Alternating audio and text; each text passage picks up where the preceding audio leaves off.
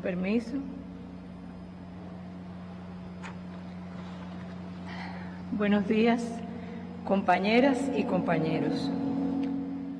Todos los años, las comisiones permanentes de trabajo de la Asamblea Nacional del Poder Popular convocan en diferentes territorios a audiencias parlamentarias contra el bloqueo económico, comercial y financiero que nos impone el gobierno de los Estados Unidos desde hace 62 años. Las restricciones que nos impone la pandemia aconsejaron posponer este tipo de actividades con alta concentración de personas. De ahí que en la mañana de hoy las comisiones de Asuntos Constitucionales y Jurídicos, Salud, Deporte y Relaciones Internacionales, recogiendo el sentir y en representación de todas aquí presentes, da inicio a la audiencia parlamentaria por el levantamiento del bloqueo Cuba frente a 2 pandemias. Se inaugura con ello este hemiciclo del Capitolio Nacional, que como todos conocen es la sede institucional de las oficinas auxiliares de la Asamblea Nacional del Poder Popular. Preside este importante evento el diputado Esteban Lazo Hernández, miembro del Buró Político de nuestro partido y presidente de la Asamblea Nacional del Poder Popular y el Consejo de Estado.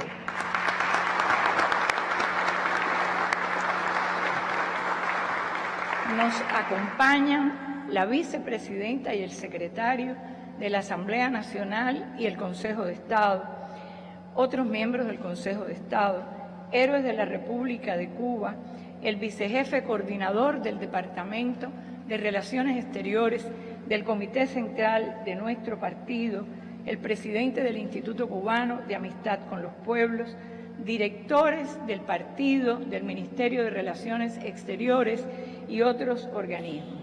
Presentes aquí, presidentes, vicepresidentes, diputados, integrantes de nuestras comisiones permanentes de trabajo y también la representación del Comité del Partido, de la Unión de Jóvenes Comunistas y la secretaria del Buró Sindical de nuestro centro.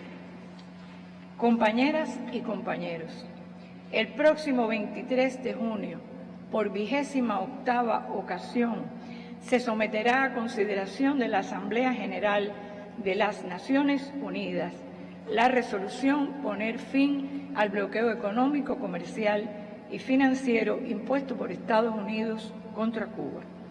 Año tras año, prácticamente ha sido total el apoyo a nuestro pueblo para eliminar esta infamia, pero Estados Unidos se burla de la comunidad internacional.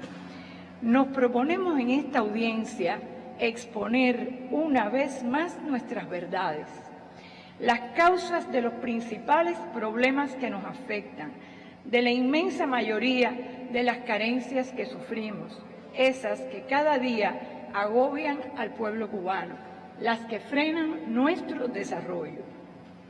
Quizás en este momento sea bueno recordar las preguntas formuladas por el primer secretario de nuestro partido y presidente de la República, compañero Miguel Mario Díaz-Canel Bermúdez, en la clausura del 8º Congreso, cuando expresó, y cito, «Se dice que Cuba no es una prioridad para los Estados Unidos y como nación soberana no tendría por qué serlo.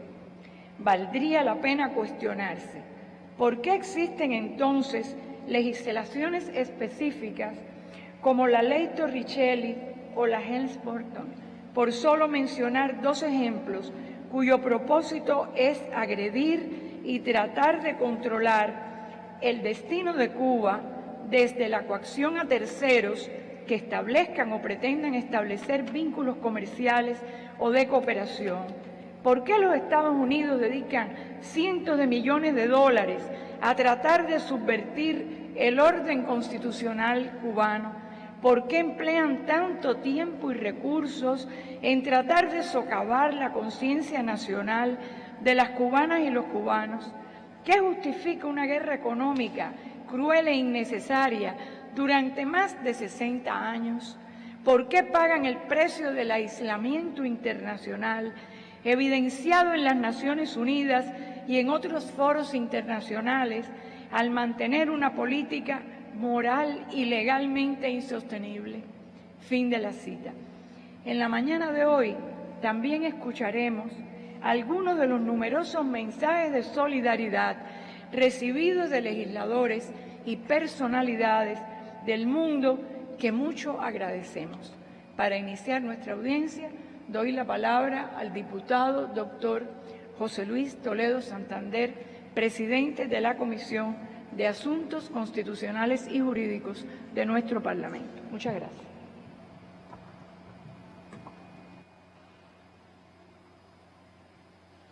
Buenos días. Compañero Esteban Lazo Hernández, presidente de la Asamblea Nacional del Poder Popular y del Consejo de Estado. Compañeras y compañeros diputados, compañeras y compañeros. Con el triunfo de la Revolución y la promulgación de las primeras leyes y medidas de beneficio popular tan largamente esperadas por nuestro pueblo, queda claro al gobierno de los Estados Unidos el carácter de la misma.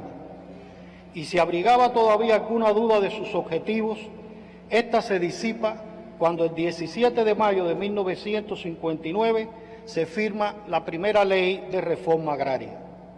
Hecho histórico que, al decir del general de ejército Raúl Castro Ruz, devino en el cruce del Rubicón por la Revolución cubana.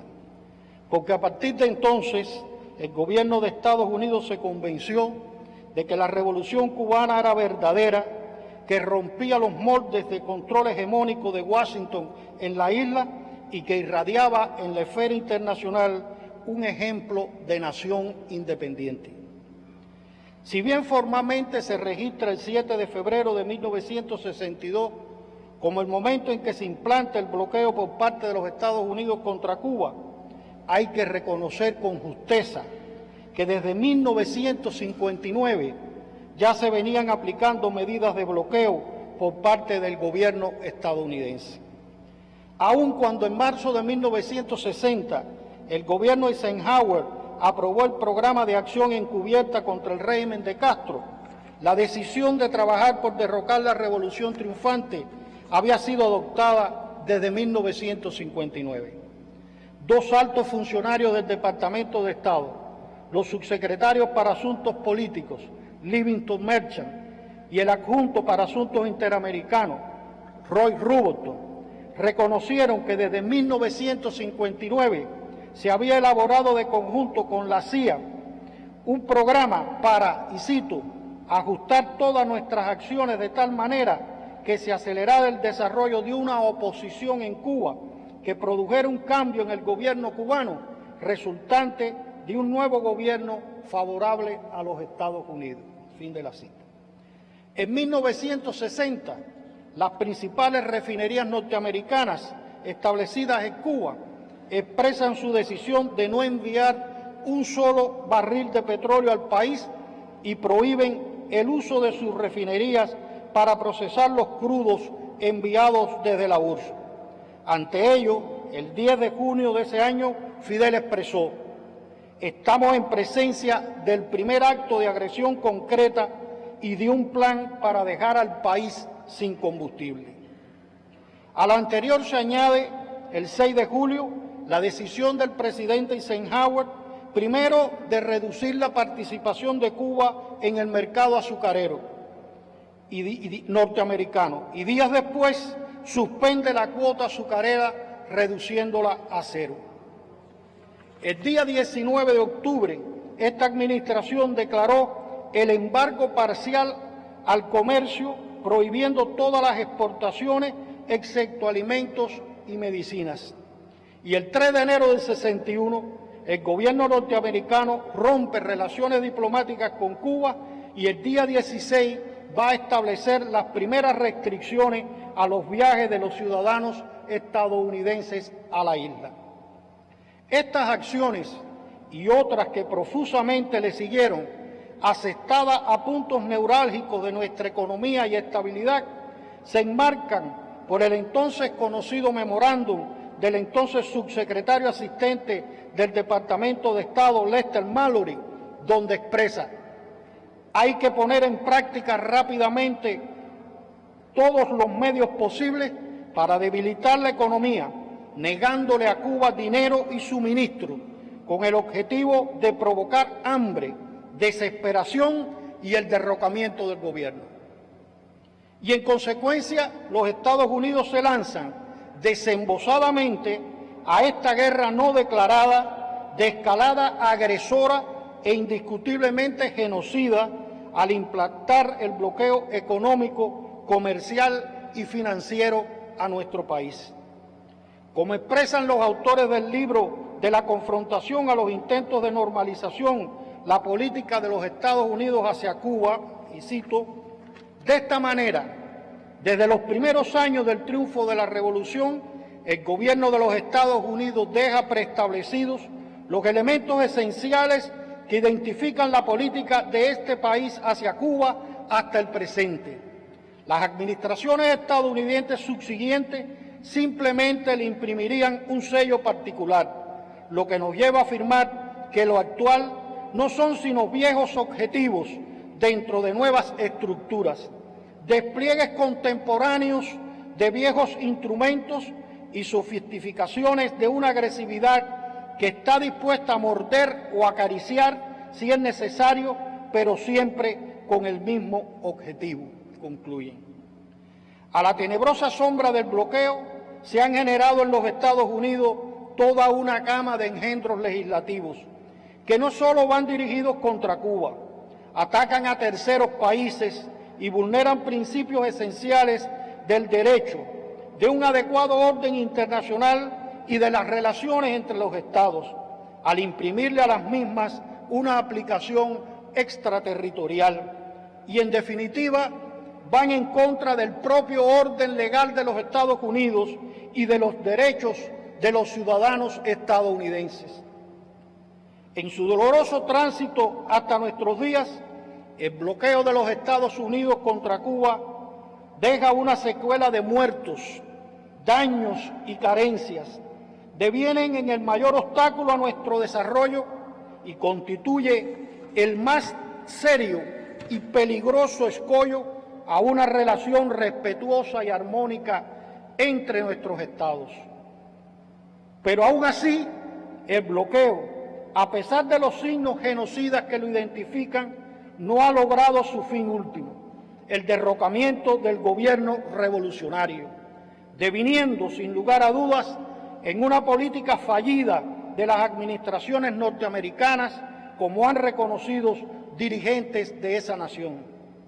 Condenado decidida y reiteradamente por la comunidad internacional, el bloqueo económico, comercial y financiero de los Estados Unidos contra Cuba deviene en la expresión suprema de la transgresión del derecho internacional, pero frente a él se expresa día a día la firme voluntad de un pueblo heroico de defender con lealtad, dignidad y entereza su independencia y soberanía. Muchas gracias.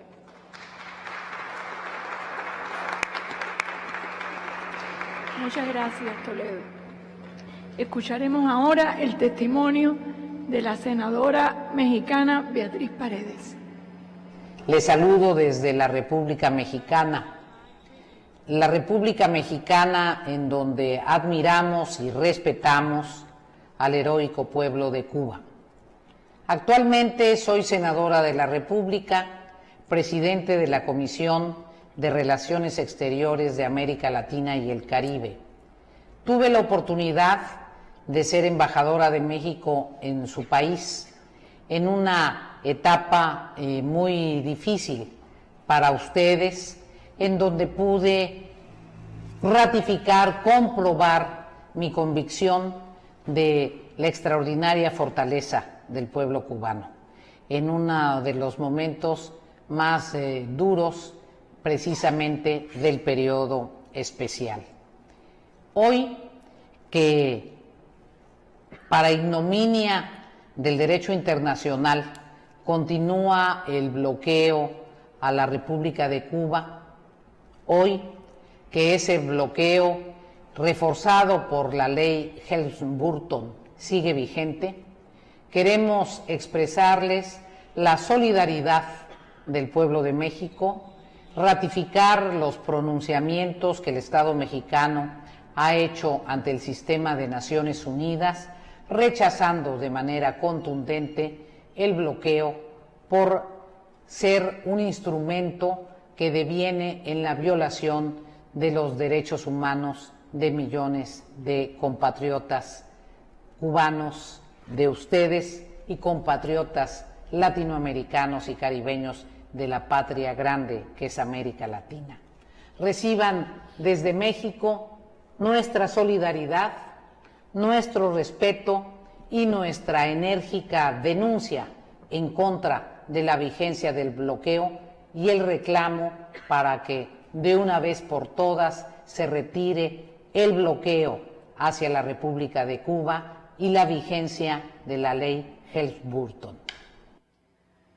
Muchas gracias, Beatriz. Indestructibles los lazos que nos unen a México y a Cuba. Tiene la palabra el diputado Raúl Palmero Fernández, asesor jurídico de Antillana de Acero.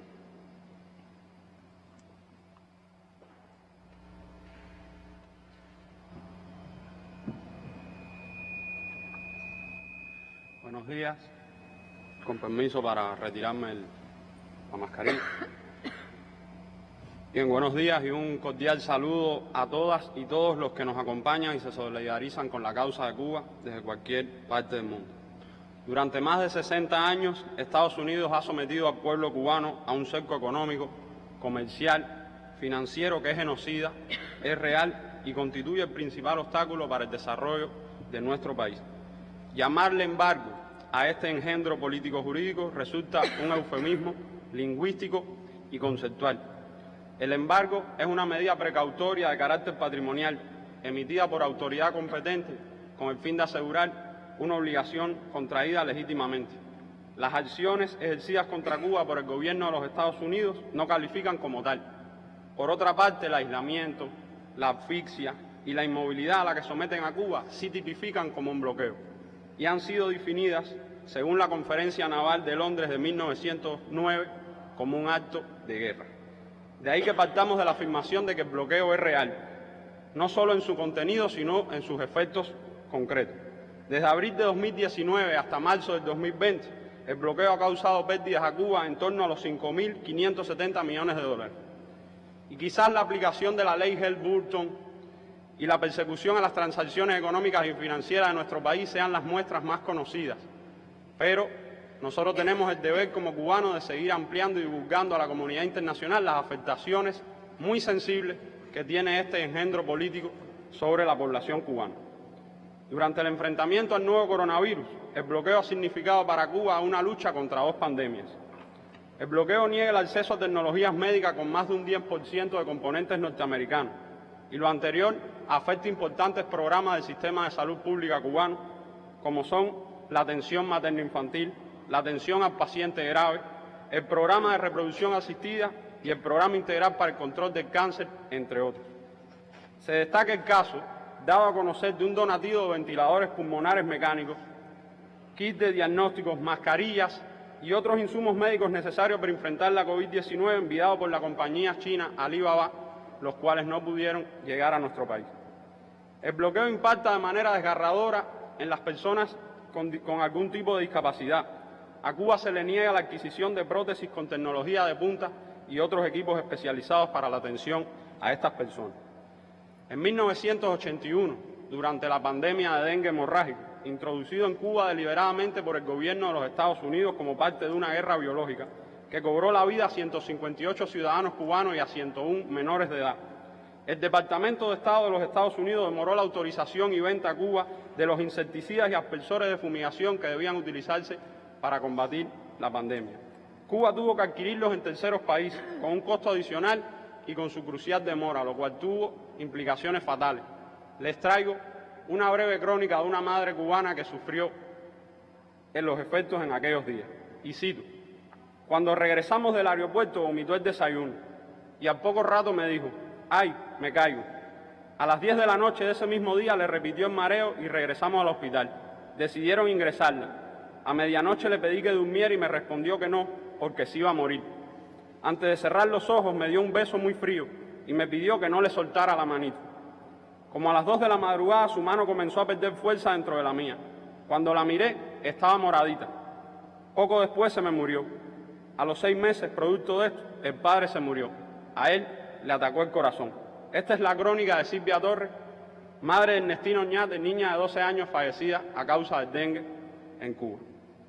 En otro orden de cosas, en el año 2019 Estados Unidos impuso sanciones a 27 compañías, 54 embarcaciones y 3 individuos relacionados con el sector del combustible. Ninguna de ellas o ellos bajo la jurisdicción de las leyes norteamericanas ni con nacionalidad o origen estadounidense, solo con el propósito de impedir la transportación de combustible hacia Cuba.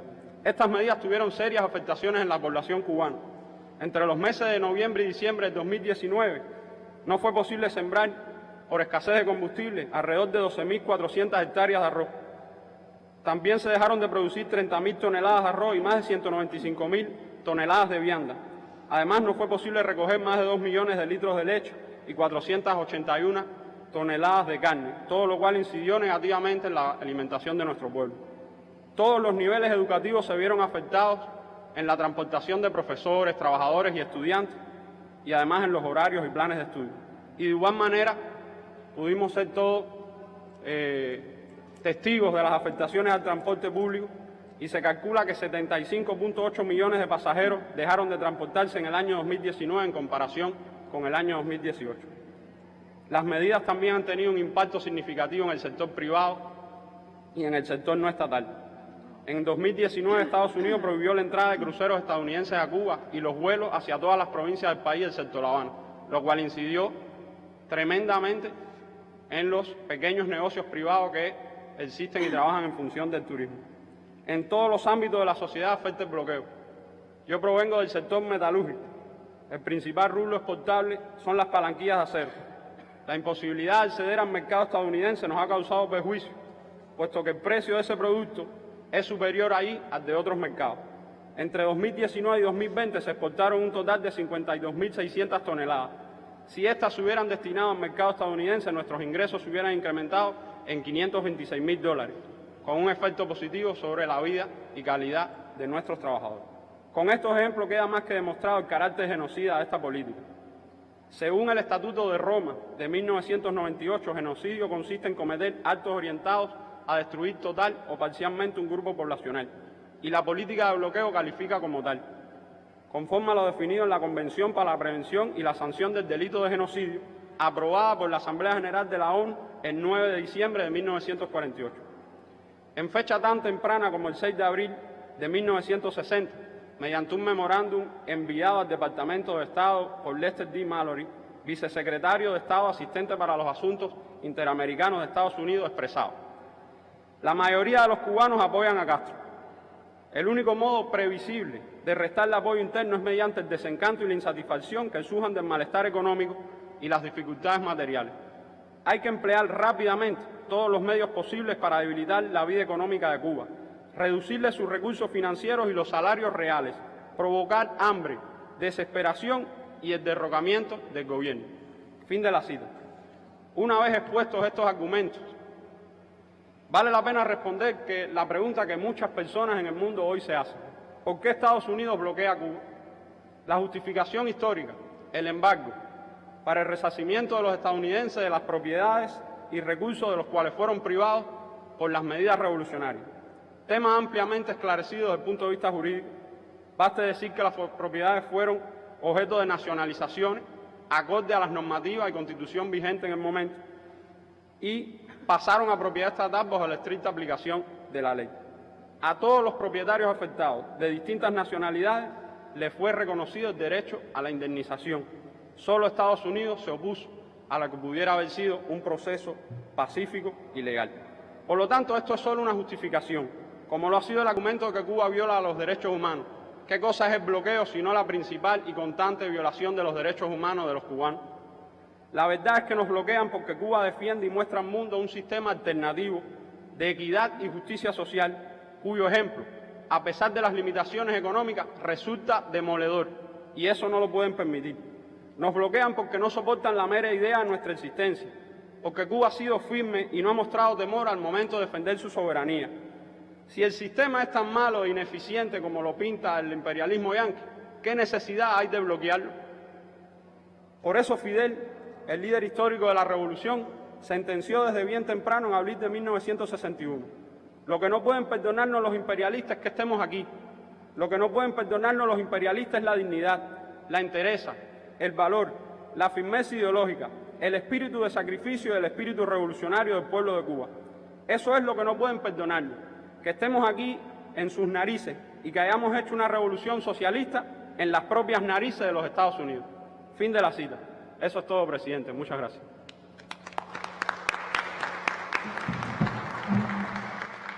Muchísimas gracias, Palmero. Elocuentes ejemplos. Escucharemos ahora a dos representantes de la Eurocámara, al vicepresidente del Parlamento Europeo, Dimitri Papadimouliou, y a Javier Moreno, que es el presidente del Grupo Parlamentario Informal de Amistad con Cuba.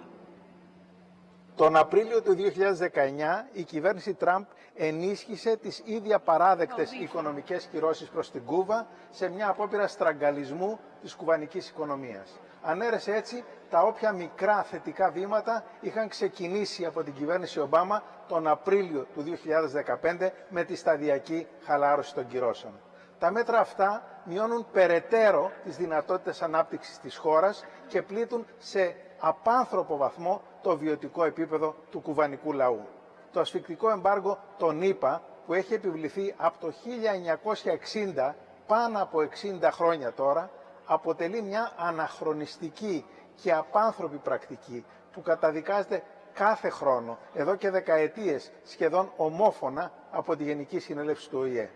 Προεκλογικά, ο πρόεδρος Biden δεσμεύτηκε να επανεξετάσει αυτές τις κυρώσεις. Αυτό που θα πρέπει να είναι άμεση προτεραιότητα του νέου Προέδρου είναι τα λόγια να γίνουν πράξη. Γιατί κάθε μέρα υπάρχουν σοβαρές οικονομικές και ανθρωπιστικές επιπτώσεις, ειδικά σε μια περίοδο που και η Κούβα μαστίζεται από την πανδημία. Οποιαδήποτε καθυστέρηση πρέπει να αποφευχθεί.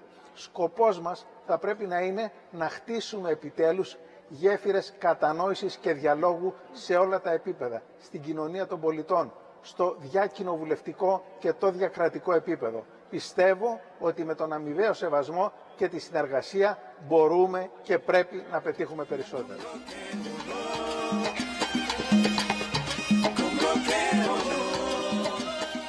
Trasladar a todos los hermanos y hermanas cubanos, a todos los diputados y diputadas de la Asamblea Nacional, un caluroso saludo en nombre del Grupo de Amistad del Parlamento Europeo con el pueblo cubano.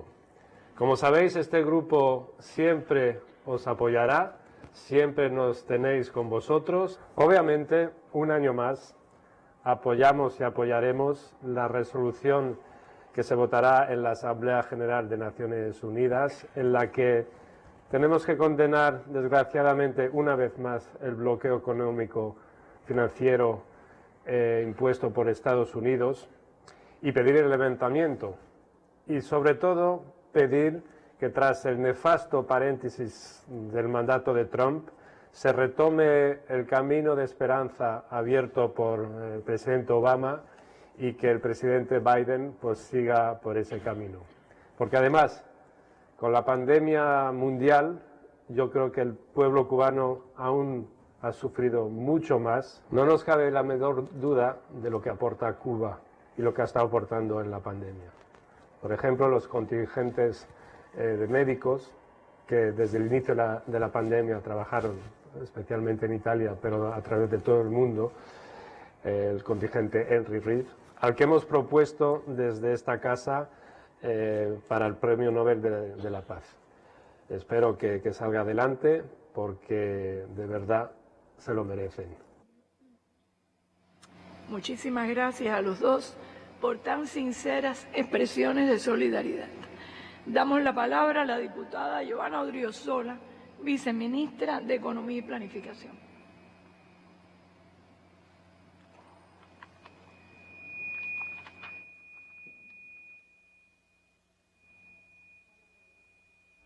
El bloqueo económico, financiero y comercial de los Estados Unidos contra Cuba constituye el principal obstáculo para el desarrollo de nuestro país. Como ya se expresó, desde abril del 2019 hasta marzo del 2020, las afectaciones del bloqueo superaron por primera vez la barrera de los 5.000 millones de dólares. El resto del año 2020, las afectaciones sumaron aún 3.500 millones de dólares más. El bloqueo no solo implica esas afectaciones, sino que también constituye un conjunto de sanciones que se imponen a otras instituciones, a compañías, a instituciones financieras y bancarias por la realización de operaciones con Cuba.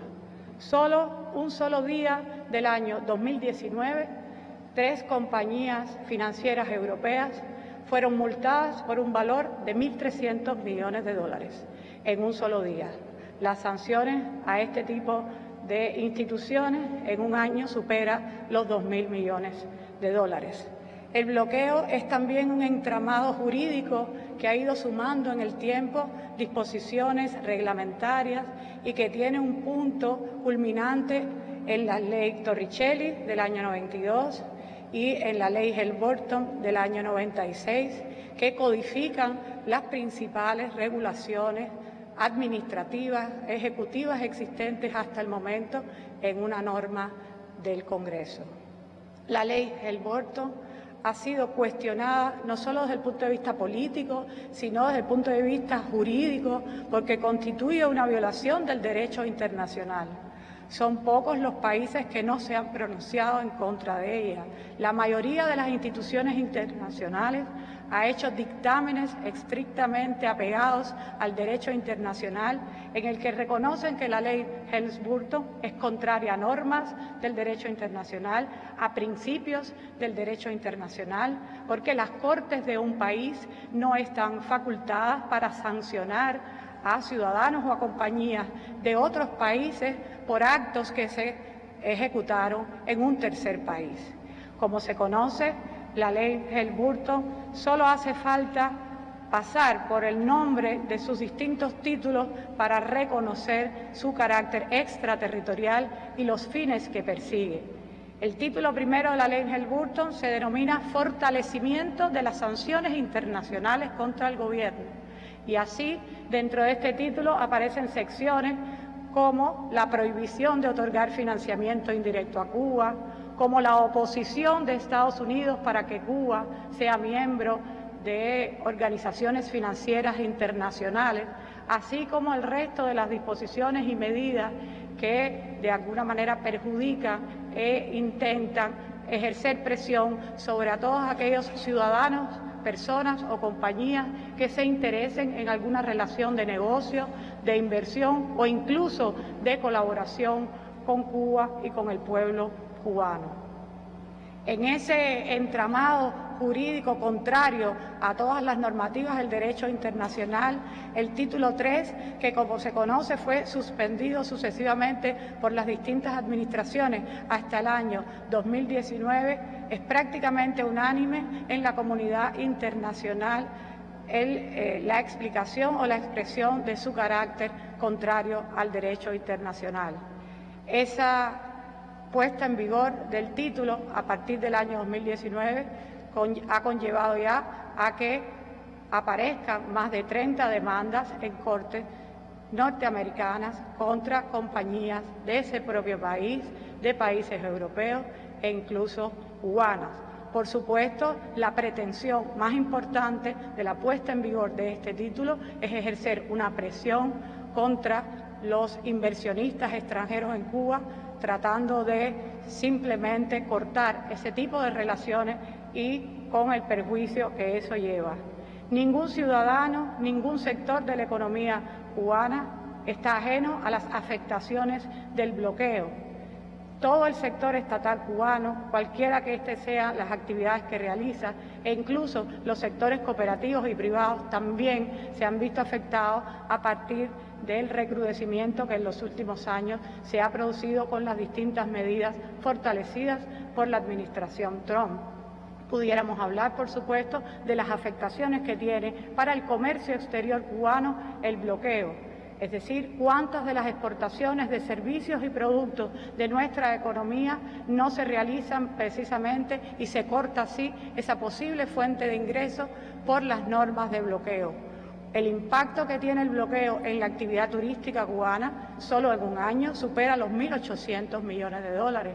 Pero pudiéramos hablar también de esa afectación de las exportaciones, es decir, de esos ingresos que no se perciben por un grupo de rubros tradicionales que Cuba exporta y que el mercado norteamericano pudiera ser un destino, como lo es para muchos de los productos que se exportan en Latinoamérica.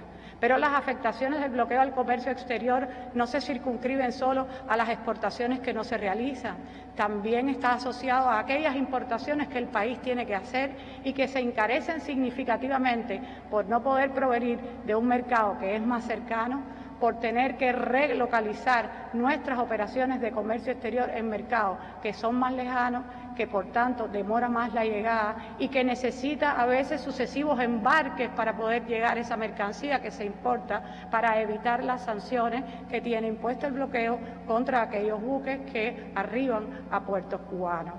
También tiene una alta expresión en la afectación dentro del bloqueo, todo lo que conocemos como bloqueo tecnológico y que tiene una expresión particular en un año que el mundo ha estado enfrentando una pandemia sin precedentes.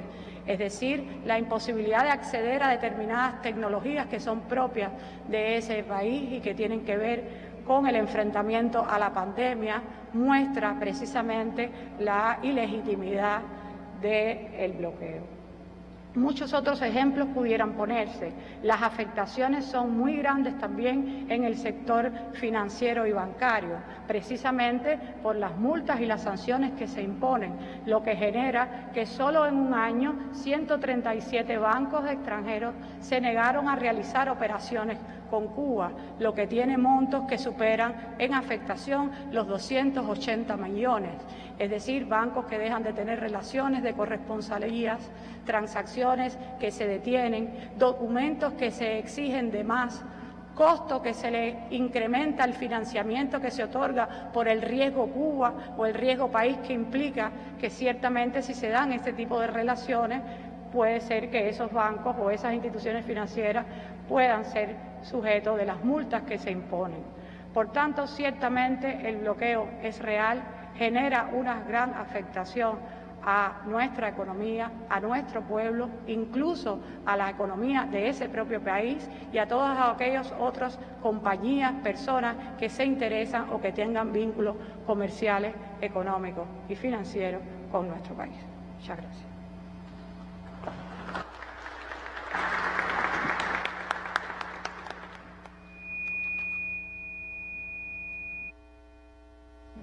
Muchas gracias, compañera diputada. A continuación, desde la hermana Sudáfrica, se dirigirá a nosotros el honorable Salomón Lecheza Zenoli, vicepresidente de su parlamento. Adelante. Our biggest disappointment is the Biden administration. Nuestra mayor decepción es la administración de Biden, que no ha procedido con lo que pensamos que eran señales muy esperanzadoras de revertir sanciones históricas y el bloqueo contra Cuba. Esto ha constituido una decepción y la razón es que él apoyó la lucha contra el apartheid cuando era un joven congresista estadounidense. Ahora él tiene la posibilidad de ayudar a continuar esa campaña, lo cual era una parte fundamental del trabajo por el cual estábamos abogando, de que las sanciones y el bloqueo contra Cuba ahoga la posibilidad de cada uno satisfacer las necesidades de sus propios países, así como las necesidades de otros también en el mundo, que pueden beneficiarse de la experticia que un camino socialista le brinda al mundo. Coincidimos con la posición del presidente de nuestro país, así como con el Partido Comunista. Estamos resueltos a condenar el mantenimiento de estas sanciones y el bloqueo. Estamos resueltos para hacer un llamado para, por ejemplo, se devuelva a manos cubanas la base naval de Guantánamo.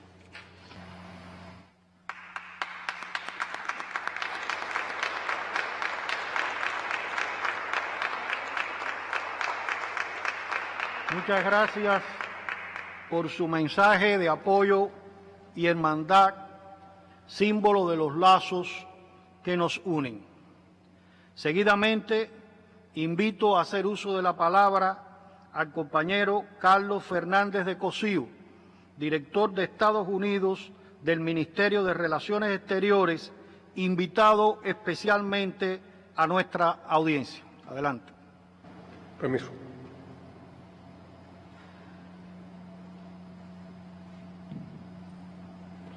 Compañero presidente Esteban Lasso, compañeros Ana Mari, vicepresidenta, Homero, secretario, compañeras y compañeros. Buenos días. Yo me voy a referir a los pretextos que históricamente ha utilizado el gobierno de los Estados Unidos para imponer el bloqueo económico, o sea, la guerra económica incesante contra nuestro país durante estos 62 años. Y voy a referirme también a las características y el sentido de las principales medidas de reforzamiento del bloqueo adoptadas durante el gobierno de Trump y que aún hoy se mantienen vigentes. Los primeros pretextos utilizados por el gobierno de los Estados Unidos y los usó durante varias décadas para explicar el bloqueo y para darle un sentido a la opinión pública y a su propia población, fueron varios. Entre ellos, que con la Revolución Cubana se estaba introduciendo en el hemisferio occidental una ideología ajena al panamericanismo, o sea, a lo que era aceptable para Estados Unidos en nuestro hemisferio, que no era más que el sistema de dominio imperialista en lo que llamamos nuestra América.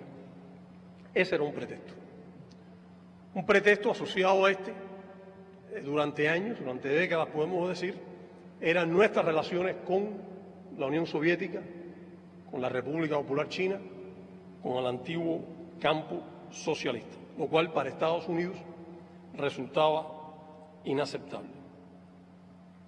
A partir de la década de los 70 y los 80, una de las razones esgrimidas públicamente y directamente para explicar el bloqueo era nuestra ayuda solidaria e internacionalista con los pueblos de África, en particular la ayuda a los movimientos de liberación y muy específicamente al caso de Angola. Y también se explicaba, sobre todo en los años 80, con motivo de tratar de forzarnos a que dejáramos de respaldar, de apoyar o de ser solidarios con los movimientos revolucionarios y de liberación nacional en Centroamérica.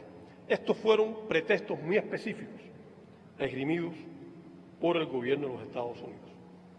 Sin embargo, conocemos que la explicación más honesta, más sincera, se mantuvo guardada durante años, y es la que se explica en el memorando de Lester Mallory, citado ya en la mañana de hoy, tanto por Toledo como por Palmero, escrito en abril de 1960, y que no voy a citar puesto que ya se citó en la mañana de hoy. Pero debe reconocerse que en ese mismo periodo, y también de manera no pública, hasta mucho después, el propio presidente de los Estados Unidos, Eisenhower, reconocía íntimamente en el gobierno cuál era el propósito real. Su frase fue: si pasan hambre, botarán a Castro del poder. El objetivo era provocar hambre en nuestro país. No fue realmente hasta 1992, cuando se aprobó por primera vez en la Asamblea General de las Naciones Unidas el proyecto de resolución que se aprueba cada año y que reclama el fin del bloqueo económico de Estados Unidos contra Cuba, que Estados Unidos, la delegación estadounidense en la Asamblea General en ese momento, esgrimió por primera vez el intento de justificar el bloqueo como una medida de respuesta al proceso de nacionalización legítimamente llevado a cabo en nuestro país. Ese es un pretexto que hasta entonces no se había utilizado y solo comenzó a principios de la década de los 90, repito, en el momento, en la sesión de la Asamblea General en que se aprobó por primera vez la resolución que reclama el fin del bloqueo económico. Y eso puede tener cierta explicación. Ya en esa etapa había desaparecido la Unión Soviética, había desaparecido el campo socialista en Europa. Era un argumento, un pretexto que no podía seguirse utilizando. En esa etapa también ya habíamos cumplido victoriosamente con nuestros compromisos internacionalistas en África, particularmente salvaguardando la integridad territorial de Angola. Habíamos hecho una contribución significativa para el logro de la independencia de Namibia, un reclamo universal, y habíamos hecho también un aporte muy importante para lograr el fin del oprobioso régimen del apartheid en Sudáfrica. Por tanto, ese era un pretexto que tampoco podía seguirse utilizando. Y tampoco había, en la década de los 90, ya movimientos de liberación o movimientos insurgentes en Centroamérica. Poco después, en el año 1996, se aprueba la ley Helms-Burton. Y en ella, si uno observa sobre todo el título 1, se esgrimen una serie de pretextos, una serie larga de pretextos sobre por qué se formula esta ley. Los más reiterados o los más enfáticos dentro de ese texto son promover los derechos humanos, lo cual constituye una total desvergüenza, porque es bien conocido el papel de los Estados Unidos como un agresor de los derechos humanos dentro de su propio territorio y en apoyo a los regímenes más brutales que han existido, por lo menos en la posguerra, en el mundo entero. Se plantea en esa ley, también está escrito en esa ley, que uno de los motivos por los que se aplica el bloqueo y se esgrime esta ley es porque Cuba practica el comercio ilegal de narcóticos. Otra inmensa falacia. Que Cuba utiliza la tortura, también falso. Que Cuba constituye, lo dice la ley, una amenaza a la paz y la seguridad internacionales y que Cuba es en particular una amenaza a la seguridad nacional de los Estados Unidos. Y también en esa ley se esgrime el pretexto de que Cuba confiscó ilegalmente propiedades a propietarios estadounidenses. O sea, se refiere a las nacionalizaciones legítimas que llevó a cabo el proceso revolucionario en nuestro país. Con posterioridad han surgido pretextos adicionales y el propio gobierno de Trump, el que le precede a este, para aplicar un grupo de medidas hostiles, sobre todo a partir del año 2017, ha utilizado varios pretextos que son conocidos por nuestra población. Entre ellos, que Cuba tenía o ha tenido o tiene más de 20.000 efectivos militares en Venezuela. El presidente de Brasil llegó a exagerar tanto que en la Asamblea General de Naciones Unidas habló de 50.000, queriendo emular a lo que decía Bolton y lo que decían algunos personajes del gobierno de los Estados Unidos. Agregaban que Cuba es o era una influencia maligna en el hemisferio occidental. Utilizaron el pretexto de que en este país se había atacado a diplomáticos estadounidenses de la embajada estadounidense en La Habana, algo de lo que todavía se habla. Ya no mencionan ataques, ya dicen que sucede en el mundo entero, pero fue uno de los pretextos utilizados para adoptar las primeras medidas coercitivas hacia nuestro país. Y también han llegado al colmo de acusar a Cuba de practicar la trata de personas y lo asocian a la colaboración internacional de salud que practica Cuba, al hecho de que decenas de miles de compatriotas nuestros, médicos nuestros, prestan un valioso servicio en muchas partes del mundo y nos acusan por eso de estar practicando la trata de personas. Y son los pretextos que bajo el gobierno de Donald Trump se utilizaron para argumentar, justificar el bloqueo. Las causas reales, muy asociadas a lo que dice el memorando de Lester Mallory, son tan viejas casi como el origen de ambas naciones. Y están asociadas a la histórica presencia en los Estados Unidos de poderosos grupos políticos negados a aceptar el derecho verdadero a la soberanía, a la independencia y a la autodeterminación en la nación cubana. Incapaces de aceptar nuestro empeño en construir nuestro propio futuro y alcanzar y defender la justicia social. Y empeñados en destruir el ejemplo cubano, en pedir que nuestro modelo político, económico y social socialista y antiimperialista pueda resultar exitoso. Ese es el objetivo real del bloqueo. Ese es el objetivo real de la agresión contra Cuba. Para ello necesitan tratar de ahogar nuestro desempeño económico. Necesitan cortar nuestras fuentes de ingresos, de financiamiento y de sustento.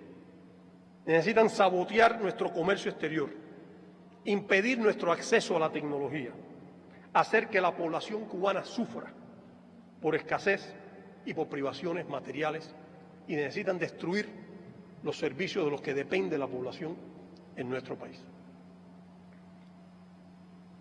Las razones reales están contenidas en la propia ley Helms-Burton, aunque no definidas como tales. Un estudio minucioso, un estudio riguroso de la ley, una ley concebida para, sobre todo los títulos 1 y 2, para obligar al gobierno de los Estados Unidos a castigar a Cuba, para tratar de compulsar y obligar a gobiernos de terceros países a que también lo hagan. Y una ley que define cómo se derrocaría el gobierno cubano, cómo se establecería un gobierno diseñado en Estados Unidos, a la imagen de los Estados Unidos y controlado por los Estados Unidos, es una descripción mucho más sincera de cuáles son los propósitos reales que tiene Estados Unidos con respecto a nuestro país. El resto son pretextos. El gobierno de Trump aplicó contra nuestro país lo que se llamó una política de máxima presión, con un conjunto de medidas, muchas de ellas sin precedentes, y que sobresalieron por su sistematicidad y por la constancia, aunque llegó un momento en que cada semana estábamos experimentando medidas nuevas del gobierno de Trump. Se conoce que el secretario de Estado, Pompeo, de aquel momento, confesó a diplomáticos estadounidenses que el propósito de la política de máxima presión era provocar un hambre en Cuba que tumbe al régimen. Con esa claridad, provocar un hambre que tumbe al régimen. Esas son las razones reales. Y las razones reales de las 240 medidas, o más de 240 medidas, que se aplicaron durante el gobierno de Trump y que hoy, ya Trump se fue en el mes de enero, y que hoy continúan vigentes. O sea, hoy forman parte también del actual gobierno de los Estados Unidos. El énfasis de estas medidas son obstaculizar las principales fuentes de ingresos de nuestro país y se concibieron casi con un ojo quirúrgico para atacar las fuentes fundamentales de ingresos de nuestro país.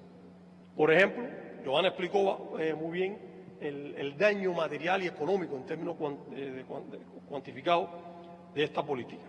Pero los sectores afectados, por ejemplo, tratar de impedir la inversión extranjera en nuestro país. Y se sabe que Cuba, como todo país en desarrollo, requiere de capital extranjero y de capital foráneo para su desarrollo, y que es legítimo que nuestro país se trace como parte de su política económica atraer la inversión directa de capital extranjero. Bueno, cuando Estados Unidos deja de aplicar la prerrogativa que tenía el presidente para que no se tomara acción en los tribunales estadounidenses con respecto a demandas judiciales, lo que busca justamente es impedir que Cuba tenga la capacidad de atraer capital extranjero. Se atacó el sector de los viajes, puesto que se reconoce que la industria turística, la industria de la hospitalidad, es uno de los sectores fundamentales de nuestra economía, una fuente importante de ingresos. Y por eso hay un conjunto de medidas que se fueron adoptando durante esos años para impedir, desde las alertas de viaje, bajo el pretexto de que diplomáticos estadounidenses se habían atacado en Cuba, la prohibición de los viajes de cruceros, la suspensión por diversas categorías de viajes que habían sido permitidos mediante excepciones del gobierno de Obama, las modificaciones de las licencias existentes a ese momento e incluso la emisión de una lista de alojamientos prohibidos, o sea, lugares donde le está prohibido a ciudadanos estadounidenses o a personas bajo jurisdicción de los Estados Unidos alojarse en Cuba, tanto estatales como no estatales. Hay una lista de casas privadas de las que existen en nuestro país donde el ciudadano estadounidense o la persona que vive en los Estados Unidos tiene prohibido alojarse. Y también cancelaron muchos de los vuelos, tanto los destinos como la cantidad de vuelos que podían existir entre Cuba y los Estados Unidos. Atacaron igualmente las remesas, estableciendo prohibiciones específicas a las entidades legales, oficiales y legítimas que en Cuba, como en cualquier otro país, se encargan de regular el cruce transfronterizo de activos, o sea, las remesas. Y fue uno de los blancos fundamentales a los que se dirigieron. Tomaron medidas específicas contra el sector bancario cubano, también para dificultar las fuentes de ingresos de nuestro país. Atacaron la cooperación médica, no solo para difamar contra Cuba, sino porque conocen que esta es una fuente legítima de ingresos de nuestro país a partir de los recursos formados por el país y la disposición de los profesionales cubanos de contribuir con esos ingresos. Atacaron el comercio y varios de los negocios existentes en Cuba, con la creación de la lista de entidades restringidas, negando las licencias de algunos de los negocios que existían en Cuba, en aras de afectar ese importante sector de la economía, y fortalecieron la persecución financiera de nuestro país. No sé hasta dónde se conoce que Cuba, el servicio exterior cubano, por ejemplo, encuentra inmensas dificultades en muchas capitales del mundo, solo para que nuestras embajadas puedan funcionar, para que puedan tener relaciones bancarias de las que son normales y legítimas en cualquier rincón del mundo. Y demuestra tanto el impacto extraterritorial del bloqueo de los Estados Unidos como la subordinación que logra Estados Unidos de la banca internacional y de las jurisdicciones de muchos países en un mundo globalizado como el que hoy vivimos. Y entre las medidas adoptadas también está la de privar a Cuba de los suministros de combustible. Esta medida implica una escalada significativa y cualitativa en la aplicación del bloqueo, puesto que se trata de medidas no convencionales de tiempo de guerra, pero aplicadas en tiempo de paz. Y se conoce el impacto que ha tenido y que tiene para nuestro país las dificultades de obtener el combustible que se requiere para el funcionamiento del país, para la vitalidad de una sociedad cualquiera, y en este caso, la nuestra. Y la calificación de Cuba en enero de este año como país que supuestamente patrocina el terrorismo, una calumnia inmensa contra nuestro país, a la cual hicimos referencia en una declaración del MINREX de hace 2 días, no solo ofende a Cuba, no solo es una mentira contra nuestro país, sino que es una acción que tiene implicaciones prácticas muy severas, que afecta sobre todo el sector financiero, y que hace que en muchas partes del mundo se nos dificulte a nosotros pagar por los productos que adquirimos, pagar por los servicios que solicitamos o recibir pago por los servicios que prestamos o las mercancías que vendemos. Obtener préstamos se nos hace inmensamente difícil por el hecho de que Estados Unidos nos incluyó en esa lista ilegítima y falaz contra Cuba. El bloqueo es un arma de guerra, es un arma dirigida a someter, a poner de rodillas a la nación cubana, que se aplica desde hace 62 años, porque incluso se aplica desde antes de que formalmente fuera declarado el bloqueo económico. Implica que ha castigado ya a varias generaciones de cubanos en su vida cotidiana, en la solución de los problemas fundamentales del país, y que no ha cumplido su objetivo, no ha cumplido el propósito que se trazó por la fortaleza de nuestra sociedad, por la naturaleza de la revolución, porque tenemos un sistema socialista y porque lo hemos defendido al costo de un gran sacrificio. Es por eso que el bloqueo no ha logrado doblegar a la revolución. Pero la historia demuestra los pretextos utilizados y las razones reales por las cuales se aplica, que no hay concesión que haga Cuba, no hay paso que dé Cuba que lleve a Estados Unidos a cambiar el bloqueo, puesto que los propósitos están íntimamente ligados a la naturaleza imperialista del sistema político estadounidense y al empeño de los cubanos a defender y a construir una sociedad realmente libre, realmente soberana y que practique realmente la autodeterminación. La historia del bloqueo y de los pretextos utilizados demuestra además que la mentira es un recurso valioso y omnipresente, tanto en el diseño como en la ejecución de la política exterior de los Estados Unidos, y que ha tenido que acudir a artificios falaces para argumentar una política que es genocida, como se explicó ya en la mañana de hoy, que es fracasada en cuanto a su objetivo final, pero que sí ha tenido éxito en provocarle daño, inmensas dificultades y en ser un obstáculo fundamental para el desempeño de la economía cubana y para el desarrollo de nuestro país. Muchas gracias.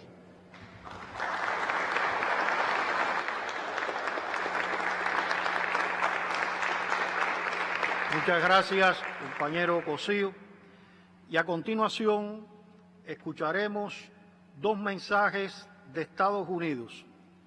El del excongresista por el estado de Virginia, James Moran, y el de Vijay Prashad, director del Instituto de Investigación Socio-Tricontinental. Adelante. I know that Cuba is a gem. Sé que Cuba es una joya desde el punto de vista económico, social y como una oportunidad para que los estadounidenses se diviertan en sus visitas a Cuba. Somos vecinos y debemos trabajar juntos como vecinos. Tenemos diferencias en cuanto a las formas en que funcionan nuestros gobiernos. Pero se debe tener presente que hay mucha historia. En el pasado, miembros del crimen organizado dirigían ampliamente la isla de Cuba y la explotaban. Y un pequeño grupo de personas se beneficiaban de los recursos que Cuba tenía para ofrecer. Y una gran cantidad de personas, la gran mayoría, eran explotadas, eran tratadas de pésima manera, en especial los cubanos de piel más oscura. Ahora todos reciben educación y atención médica. No estoy abogando por el socialismo, ni mucho menos el comunismo. Estoy abogando para que Estados Unidos dedique tiempo a visitar Cuba, se deshaga de todas esas sanciones estúpidas Estados Unidos no tiene nada que temer de Cuba y mucho que ganar. Así que abramos nuestros corazones y fronteras. Hagámonos amigos de nuestros vecinos. Es para beneficio nuestro y sé que no nos arrepentiremos de haberlo hecho.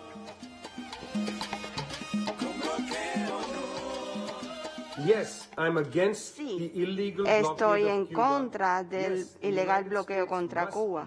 Sí, Estados Unidos debe levantar su pesada bota del cuello del pueblo cubano y dejar que Cuba ejerza su legítima soberanía. ¿Qué persona sensata puede decir que el bloqueo debe continuar? Ninguno de los Estados miembros de las Naciones Unidas que votan cada año para enviar un mensaje al gobierno de los Estados Unidos para que desmantele el bloqueo. Ninguna de la mayoría de los pueblos del mundo que saben que Cuba exporta médicos y no bombas, que Cuba no impone guerras al mundo, sino lo único que desea es la paz y hacer cumplir la agenda de las Naciones Unidas. Todos saben eso, incluso el pueblo de los Estados Unidos quieren el fin del bloqueo. Nadie quiere que este bloqueo continúe y sin embargo continúa. Estados Unidos no le teme a Cuba como país. Estados Unidos estaba bastante contento con la Cuba de 1899 hasta 1959, durante el periodo en que la oligarquía cubana se subordinó a los intereses de los Estados Unidos. Cuba no es el problema. El problema para los Estados Unidos es la revolución cubana. El gobierno estadounidense, en nombre de los otros estados poderosos capitalistas, quisieran no destruir a Cuba en sí, sino destruir a la revolución cubana. La oligarquía mundial sabe que no tiene respuestas para los problemas que aquejan al mundo. La revolución cubana y su proyecto socialista tienen algunas respuestas. El gobierno estadounidense quiere destruir a la revolución cubana. Sí, el bloqueo debe terminar, pero aún más, la revolución cubana ha de ser defendida.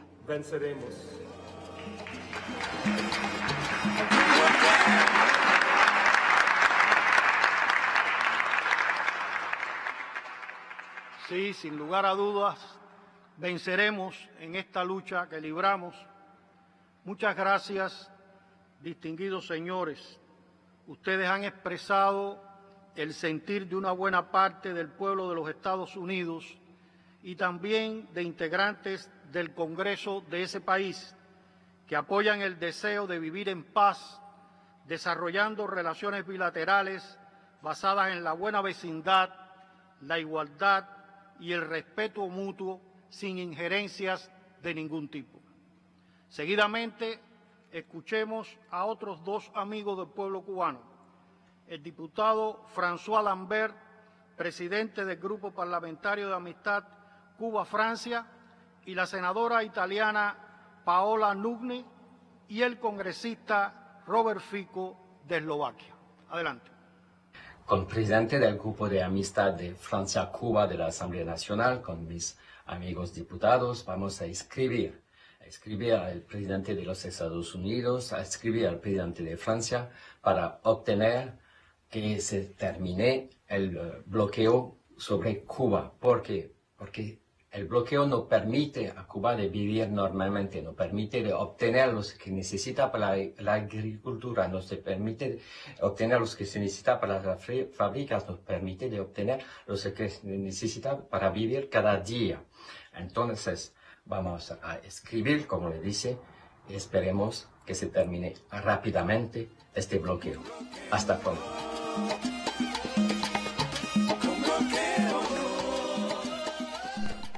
Buongiorno a tutti. Siamo molto contenti che anche l'Italia abbia voluto contribuire con questa richiesta che si alza da più parti del mondo affinché a Cuba venga tolto il blocco, con l'approvazione della mozione in Senato. È impensabile che dopo 60 anni, ancora oggi nel 2021, dopo quello che la pandemia ci ha insegnato, che ancora il capitalismo imponga limiti allo sviluppo e al benessere dei compagni cubani. Noi abbiamo potuto constatare con questa pandemia, ma altri lo hanno constatato in altre emergenze sanitarie, quanto la solidarietà dei cubani con la loro scienza, che ha puntato sul valore umano della conoscenza, abbia aiutato tanti nel mondo. Eppure ancora sembra lontano il momento in cui questa cosa venga riconosciuta come il più grande valore, l'umanità e la solidarietà, essere tutti compagni, oltre le bandiere e oltre i limiti degli Stati.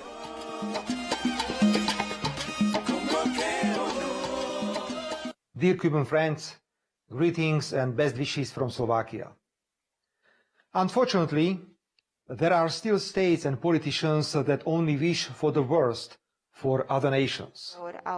It is reprehensible that someone would choose Cuba as the target como blanco de su odio.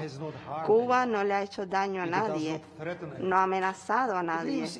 Vive su vida con sus alegrías y preocupaciones. A los Estados Unidos le molesta solo el hecho de que Cuba exista y resista. Estimados amigos cubanos, tienen mi pleno apoyo con el rechazo justo y perdurable de la absurda política estadounidense de sanciones. Las sanciones son perjudiciales y de hecho lo son. En particular, no resuelven nada. Estas tienen que cambiar la... The only result of the senseless American sanctions policy is an increase in sympathy for Cuba and a deepening of dissatisfaction with your northern neighbor. If the United States wanted to achieve this, they were extremely successful. Lastly, in addition to greetings and support from Slovakia, I'd like to express my admiration and gratitude for the thousands of Cuban health professionals who have helped and are helping to fight COVID around the world. There can be no better answer to these sanctions. Dovidenia, priatelia.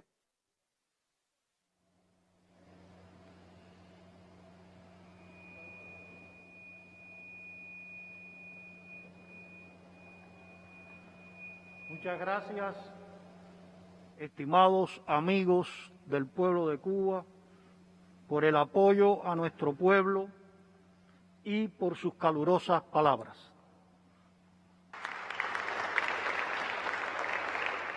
Escuchemos ahora a un joven científico, representante de aquellos que han hecho posible nuestros candidatos vacunales con su trabajo abnegado y decidido, que trabajan día y noche para garantizar la salud y el bienestar de nuestro pueblo. Invito a hacer uso de la palabra al diputado doctor Yuri Valdés Balbín, director adjunto del Instituto Finlay.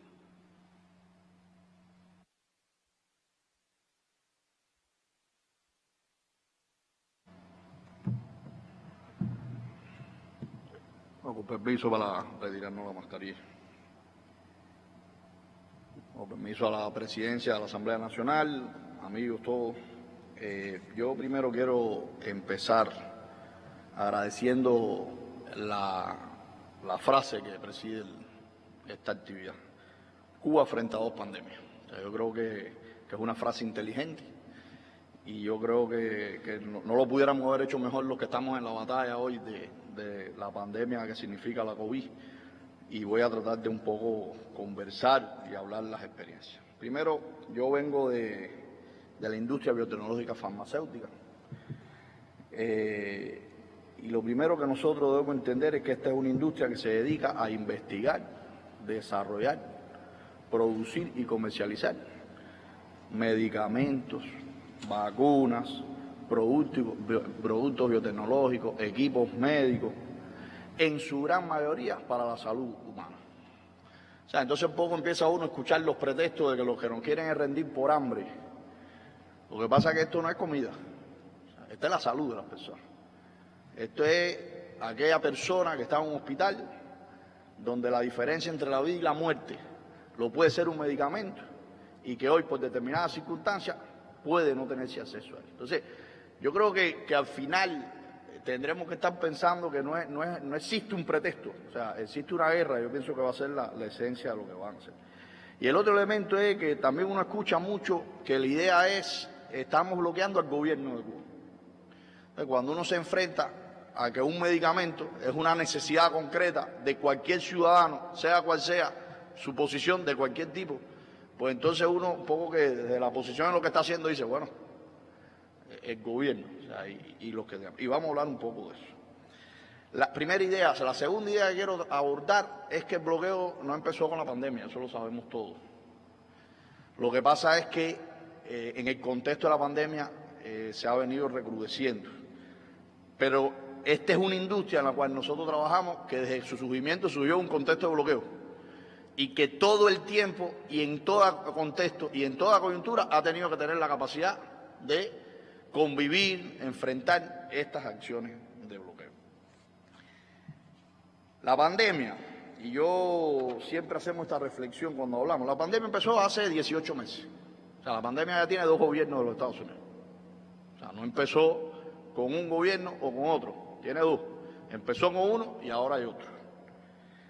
La pandemia ha traído un contexto mundial que nosotros, además de muchas características, tenemos siempre que hablar de que hay 3 características fundamentales que siempre... Primero, es una tragedia de salud para la humanidad.